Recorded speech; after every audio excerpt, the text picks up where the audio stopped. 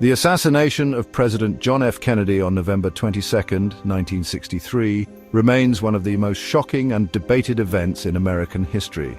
The young, charismatic leader was struck down in broad daylight, leaving a nation reeling in grief and disbelief. Decades later, the assassination continues to fascinate and haunt us. The official narrative presented by the Warren Commission points to Lee Harvey Oswald as the lone gunman. But inconsistencies, unanswered questions, and a web of intrigue have fueled countless conspiracy theories. The truth, it seems, remains elusive, locked in a time capsule of speculation and suspicion. The assassination of JFK was more than just the loss of a president. It was a loss of innocence, a shattering of the American dream. The world watched as Camelot went dark and the hope Kennedy inspired flickered and died on that fateful day in Dallas. The quest to understand why continues, a testament to the enduring mystery of JFK's assassination. November 22, 1963, dawned bright and clear in Dallas, Texas. President Kennedy, accompanied by his wife Jacqueline, arrived at Love Field, eager to connect with the Texan crowd. A motorcade was arranged, designed to give the president maximum exposure to the well-wishers who lined the streets. As the open-top limousine carrying the Kennedys made its way through Dealey Plaza, the unthinkable happened. At approximately 12:30 p.m., gunshots rang out, echoing through the plaza. Chaos erupted as people screamed and ran for cover. The president slumped in his seat, fatally wounded. Governor John Connally, riding in the front seat, was also seriously injured. The motorcade sped off towards Parkland Memorial Hospital, its solemn cargo carrying the weight of a nation's shattered dreams. Within hours of the assassination, a suspect emerged. Lee Harvey Oswald, a former Marine with a murky past and alleged communist sympathies. Apprehended after a brief but frantic manhunt, Oswald proclaimed his innocence, famously declaring, "I'm just a patsy."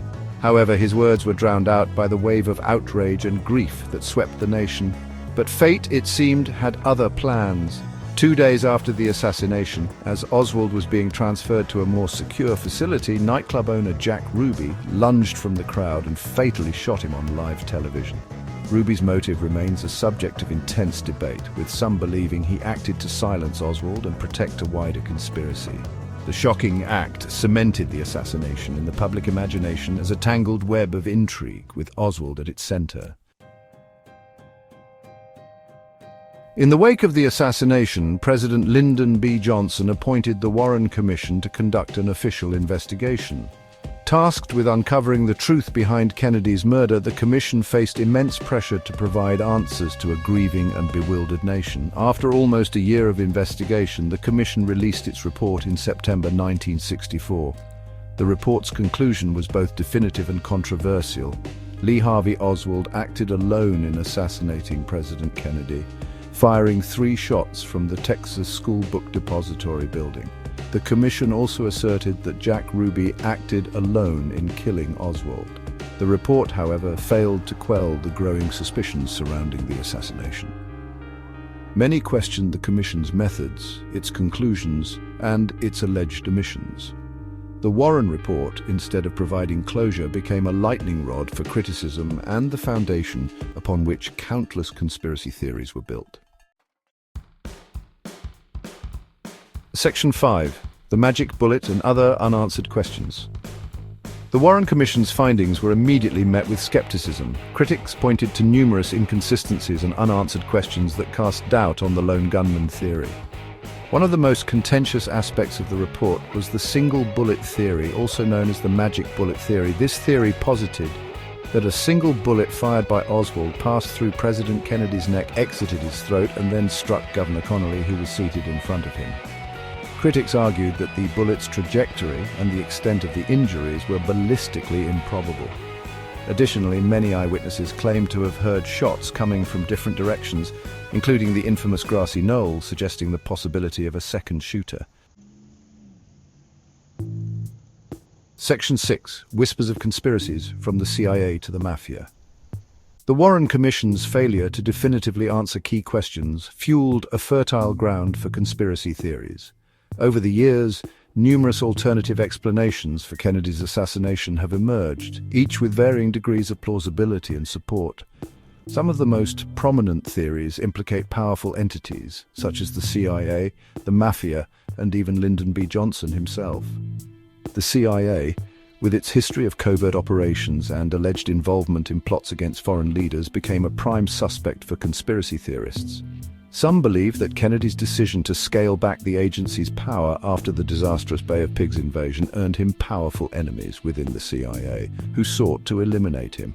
Others point to the Mafia, which had been targeted by Robert Kennedy, the president's brother, during his tenure as Attorney General. They argue that the mob, with its reach and ruthlessness, had both the means and the motive to orchestrate the assassination. Section 7. Lee Harvey Oswald, Lone Gunman or Pawn in a Deadly Game. At the heart of the JFK assassination mystery lies the enigmatic figure of Lee Harvey Oswald. Was he the lone gunman, driven by personal demons and a desire for notoriety? Or was he, as he claimed, just a patsy, manipulated by forces beyond his control? Oswald's background, marked by instability, defection to the Soviet Union and ties to both pro- and anti-Castro groups, has only deepened the enigma surrounding him.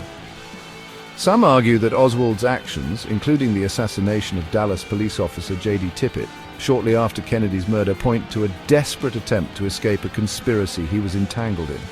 Others maintain that he was, in fact, the mastermind behind the assassination, driven by a twisted ideology and a desire to make his mark on history.